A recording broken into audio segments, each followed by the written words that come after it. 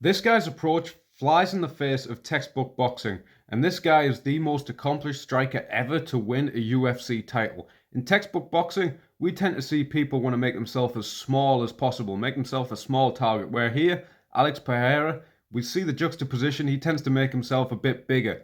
It's a very idiosyncratic style, because Mike Goldberg used to love that word. He probably still does wherever he's commentating now. So here, orthodox, Alex Pereira been sparring in New York. Luckily for us, he's uploading a lot of sparring footage, and we see Alex Pereira really upright. He has a funny stance in the way that his legs are quite bladed, but his upper body can be quite square. It's very interesting, but it loads himself up to throw really fast straight punches. He can jab to the head and jab to the body really powerfully. That upright stance allows him to fake up high and then go low with the jab to the body really, really well. It also turns his right straight into a very fast punch so he can lever back into the left hook. There's a left hook. There's kind of just reaching with it. More pouring left hook. Here, see how high his chin is. See how high he is upright. Yeah, makes himself a more exposed target, but it means he can kind of sell with intimidation, sell with his eyes just a bit more. But he gets jabbed back a few times like that. Let's see where he hits this double body hook. He's touching away with a jab, touching away, and he goes double body hook, and then a left hook to the head. You see how he paused after the double body hook? He didn't just wing and then left hook to the head. He kind of paused for a second. Another thing about his stance is how tight his elbows are to his waist. One thing that makes it very hard to see because they come up and under the vision of his opponent. And as well, it kind of, because his elbows are low and connected to his hip when he throws, it's already connected to his hip, the power. There we see. Another thing with the square stance. Because his shoulder's a bit square, the right straight's quite quick and the left hand is a power hand. There he throws a left uppercut. It's hard to tell because his elbows are low whether that's going to be an uppercut or a hook. There he goes 1-2 and he frames off. Look at that beautiful little frame. He goes 1-2. As a guy steps into close range and get out of the way of these straight punches, he just uses his forearm there. This apparently dense mahogany forearm that the commentator was on about. There he's touching away the jab, hit with the right hook, but he gets caught with a left hook counter. Very interesting. He's pawing away. He goes right hook, and then he gets caught with a left hook counter. Really nice counter by his opponent there. 1-2, and he's always using the frame. 1-2, and he frames off with the left hand. Really good roll by his opponent there. So he goes 1-2. He can frame with his right. He can frame with his left, which is really good because he can manipulate his opponent's balance and keep him getting pressed to the corner. But the flip side of that is sometimes he can get caught with his arms extended and his chin kind of up. There's the jab to the body. Look how he keeps his eyes up, kind of selling it away, and then goes hook to the body. And this is a really good thing I love to see.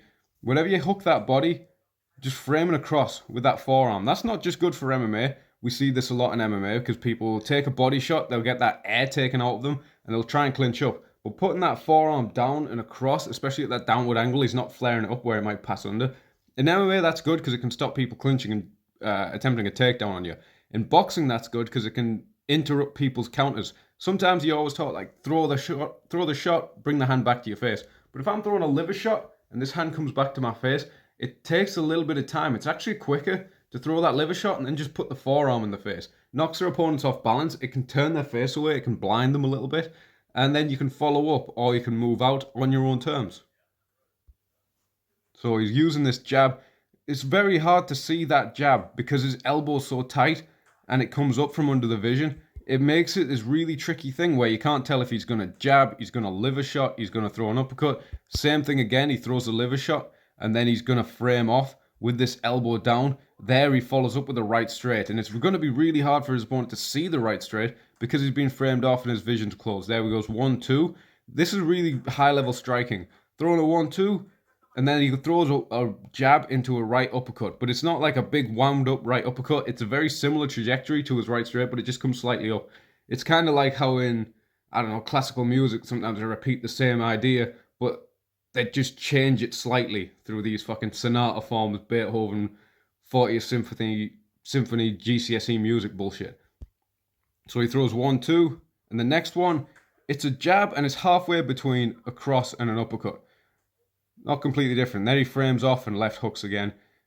Another thing about Pereira is we don't see it as much in the UFC now because he's fighting in octagons, but one of the big scary things about him is getting people in corners. You could really break people down in the corners. It's much easier to cut someone off in a ring, especially a smaller boxing ring like this. It's a scary proposition to have to spar Alex Pereira in a really small boxing ring. He has a jab going. See how he's hitting these shoulder feints from side to side? He's using a kind of little bit of a head movement, not really to avoid punches. If the guy does throw at the same time, he will avoid it, but he can load up his shots either side, and it's hard to tell when he's actually going to go or where he's just moving his head and relaxing his shoulders. And he punctuates with that jab between the big actions as well. That's a really important thing, is he's not just jabbing to get in and throw or jabbing to finish a combination. He'll just punctuate with the jab between big actions.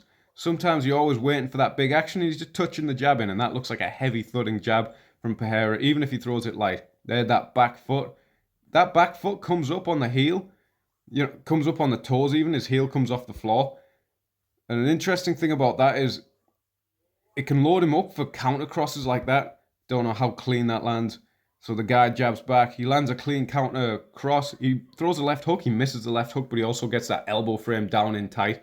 So that's another really good time to use that frame, is when you miss the hook, instead of just bringing it back to your face and trying to wait for the barrage, just pop that forearm in the face. Classic Mayweather. Mayweather did it loads against Conor McGregor. Can load you up for the next shot. But anyway, the point I was making about his stance is that his back heel's way off the floor, and he's kind of squares his shoulders. So that means that he can chop his right straight in very quick. Roy Jones would use this a lot. It would kind of crop the strike. Here we're seeing some combos flying off a little bit more. He's using that shoulder roll. He goes hook to the body and then hook to the head. There, look how quick that right straight was. It's like a jab almost. That's an interesting combo. He goes 2-1. He goes cross, jab, and then he goes jab to the body, uppercut, left hook, head. It's a very interesting combination, the jab to the body and then the right uppercut. I'm getting mixed up. Jab to the body, then right uppercut. Touching the jab in. Elbows low. Helps him defend the body shots as well. People dig to the body because he's tall. His head's a bit far away, so they'll dig to the body. But because his elbow's low, it's ready to counter. And mixing that jab in just with awkward timings. Jab to the body. Jab to the body. The guy's hitting the Philly shell, the placeholder animation from Fight Night Champion. The placeholder name for the animation from Fight Night Champion. And jabbing in. And he's using that inside slip again. He uses that jab. And another thing about, he misses the jab. Instead of bringing it back and waiting for the guy's counter, he just sticks it on the guy's face. Helps him with this corralling pressure style. Helps him blind the guy. Helps him stop the guy firing back straight off. There he's using that low forearm. It's risky though, because if someone throws wide enough, like Adesanya did in their last fight, it can catch the guy. It can catch Pereira whilst he's up, bolt upright. Touching the jab again. Uppercut. So left body hook, right uppercut. That's a really good combination. It's quite open, and you need to get people shelling up before you throw it, because it is quite open. But what's really good is that body hook brings the elbow down and out wide, and the uppercut fits through that new slot. Now he uses two hands just to frame and control the gloves, and then he releases the frame and throws his own punch. See how one of the big things we can take from this is that you don't always have to bring it straight back to the guard, because there is a moment between firing the punch and bringing it back to the guard. It takes a while and you can get hit. But if you just fire the shot and then frame, control the opponent's gloves, it is harder to get hit. Now, that's a little bit similar to how Adesanya caught him. He's upright and he's reaching with his frames. That's the downside, is if you do get connection with their gloves, you can stop them hitting. But if you don't have a solid connection, you have reached your guard away from your face and you can get hit. There's another good jab by his opponent. There's a left hook. Bounces and then hits a left hook again. That's one of the most beautiful shots of this spar. So see how this first left hook is just a reach. He springs back onto his back foot and then springs back in with the left hook. Something very awkward to deal with is when someone throws the same strike twice in a row. You kind of expect people to go left, right, and you can get into a defensive rhythm as much as you get into an offensive rhythm. But it's the way that he changed speed. Both left hooks were kind of a different speed and a different intensity. So, left hook, spring back, left hook. See how he just dips his right shoulder forward between them as well. It loads up the hook, and it kind of gives the guy the idea that he's going to throw a hard right straight, but he doesn't. He just throws a hook again, and then he opens up with a combination. Right cross to the head. Right uppercut, right cross to the head. Doubling up on the same side a lot. It's something I talked about yesterday, is doubling up on the same side, is because a lot of the time you hit someone with the left hand, you've made an opening on their right side. You've made an opening on the same side. So if you can reload and hit the body or reload and hit the uppercut, that's where you've made the opening. So instead of going left, right, doubling up on the same side. There we're seeing the frame, using his shoulder, kind of more of a boxing centered clinch. And now he's moving on to sparring with a southpaw. This is going to have some interesting stuff because this southpaw, he fires a bit harder. He's going a bit more for it than the other guy. We're seeing the lead hand interplay. He's trying to tap it down and throw the jab. And there he's throwing the right straight. Another advantage of this stance where his upper body can be a little bit square and that right shoulder already starts a little bit forward is that right hand is cropped. Normally, it wouldn't have as much power and it turns it into a jab, kind of like a jab off the backhand. But for Pereira, he's got enough power. That back heel's up and he can just throw that cross with no wind up, elbow low so it fits through the guard. Here he gets caught though. So as we're going back, he goes 1, 2, or just a single cross. He just throws this single cross. His opponent throws a hook and then a cross in. That hook lined him up for the cross and it managed to push Pereira off balance. There's some really nice movement by Pereira. Is you can kind of dip your shoulder offline, throw that rear hand like it's a jab, and then dip off onto the outside of the southpaw. Slipping his head onto the outside of the southpaw jab. Throwing the right hook and the right uppercut. Again, shots off the same side. A shot off the same side is going to make an opening that's going to be available with the same side. Now here's something we see his opponent do, his sparring partner do, is attacking multiple phases, which was a weakness of Pereira throughout his kickboxing career. When we saw Kishenko do this to him, he blitzed Pereira and did a lot of damage to Pereira by putting his phases together. So let's look at this again. He's going to go light jab, double jab, then a cross. See how he used 3 off the lead hand, 3 off the right hand to get in range, and then when he catches Pereira, Pereira's head's back. He's covered enough distance so that he can catch Pereira. He's not throwing it naked, not throwing that left hand naked and then leaving himself exposed to the right hand. He's doubling up, tripling up. He goes a hard jab, 2 soft jabs, and then a hard left cross. Let's watch it again. Boom. One more time. So it's like a hard jab and then a double jab. He pushes in and then a harder cross. Boom, boom, boom. With the foot on the outside. Classic textbook southpaw versus orthodox stuff. Pereira is retaking the initiative with that jab hand. That jab hand kind of manipulates the guard a lot more than it is a solid shot against the southpaw. Unless he touches the hand down. Here he goes a 1, 2. Just sets his stance. So he's setting his stance and bouncing and then just sets it for a 1, 2. But he hangs around. It's harder to get those same frames off against the southpaw guy. You can't just bring that left arm across and frame because you are kind of open on that side. He hangs around a second, gets hit with a hook cross. And the guy's using some very evasive head movement, low rolls. Really good strike by Pereira there. He doesn't land too clean with his combination. He tries to go body hook and a right hand, like right hand to body hook. None of them land, but he just punctuates it and interrupts the guy getting back into him by throwing that jab. Here's a beautiful technique. We call it split. This happens a lot it can happen any stance, but it happens a lot from southpaw versus orthodox. So as the southpaw throws a jab, throw that right hand simultaneously and get your head off the center line. Helps if the foot's outside, but it doesn't always have to be. And then you can hit the right straight. There he pulls back and uses his range to avoid that left straight. Again, slipping outside the jab. A lot of the time you end up slipping outside the jab in the opposite stance. Using that jab to corral him. This guy's doing a much better job of not getting caught in the corners. I think he's a bit more sprung and he's a bit more like loaded on his back leg so he can move and he can push back in and retake the initiative. He's managing to get Pereira on the third phase sometimes or double up. So Pereira's hitting little feints. And that's another advantage of those low elbow positions, those tight elbow positions. When he throws that right straight, it kind of comes under the vision. He's using his frames, but it's harder to frame the southpaw a lot of the time. Framing the southpaw can be an awkward opposition because you're having to reach your hands further. Or you're having to change, or you can't really come across and block at that lead shoulder the same way. There's a right straight. Stance is always sprung and ready to throw that right straight quickly. There's a jab, step back jab. Classic stuff. Jab, step back, jab. Really nice stuff. Using the lead hand. Lead hand is still underrated against the opposite stance, and we're going to see that again there. This is some really classic stuff. So, He misses the uppercut and then throws a left hook. There's a few things I want to say about that. One of the most hardest ways one of the best ways to land a hard punch is not to throw a hard punch, then a hard punch. Sometimes it's one punch is at one speed, but it will set you up to lever your shoulder into the next punch. And that's what we saw with the uppercut. So the uppercut just kind of whiffs, but it puts him in position to lever back in with the hook.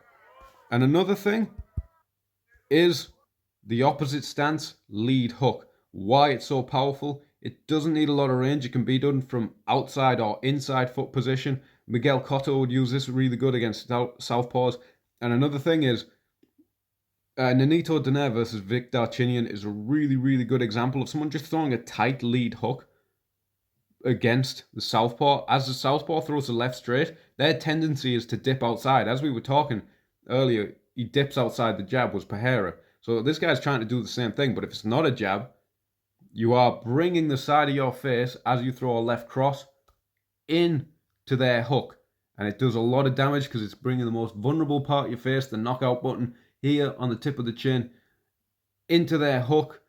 All Pereira has to do is send his weight back, drag his arm through, pull his right shoulder back, and this guy's going onto a hard left hook. Boom. That's a knockout shot. It's one of the best things is that tight left hook against the southpaw. It really works. A lot of southpaws, even in boxing, they won't have that hand perfectly there as they dip across and throw the left cross.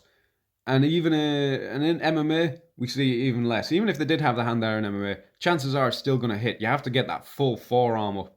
Almost like how Machida did in his later career against Bader is a really good example. But yeah, hitting that left hook against the opposite stance. The guy doesn't know if it's going to be a jab or an uppercut because that elbow's so tight. He doesn't really see it. And then Pereira goes on the next phase. Feints, using these shoulder feints, that's a really good way to set up straight punches. One of the things that's so good about Pereira's body shots as well, because he lands a body shot there. Boom. Generally, people are taught to dip under, get low, and drive up into the body shot. And that's how I'd teach a beginner to do it. But something he does really well is he'll keep an upright posture. And he keeps his eyes on his opponent's eyes. And he'll just dig that body shot in. It allows him to still drive his hips up into it.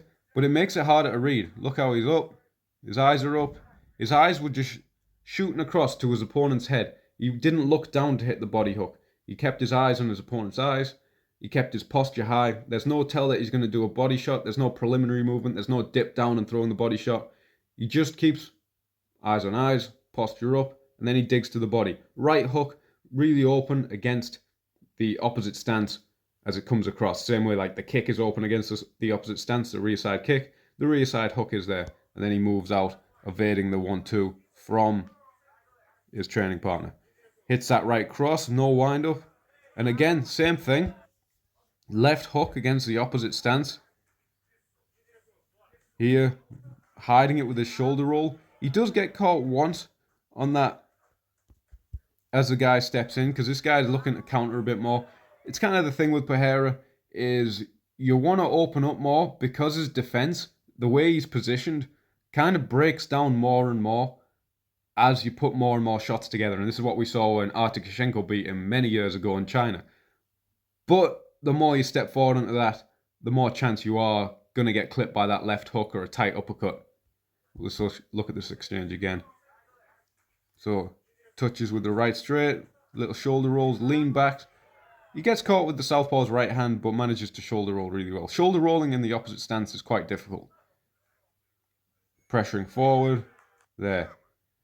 So that was a nice breakdown of 6 rounds of footage, kind of condensed. This is on Alex Pereira's channel. Really glad that he's uploading all this footage.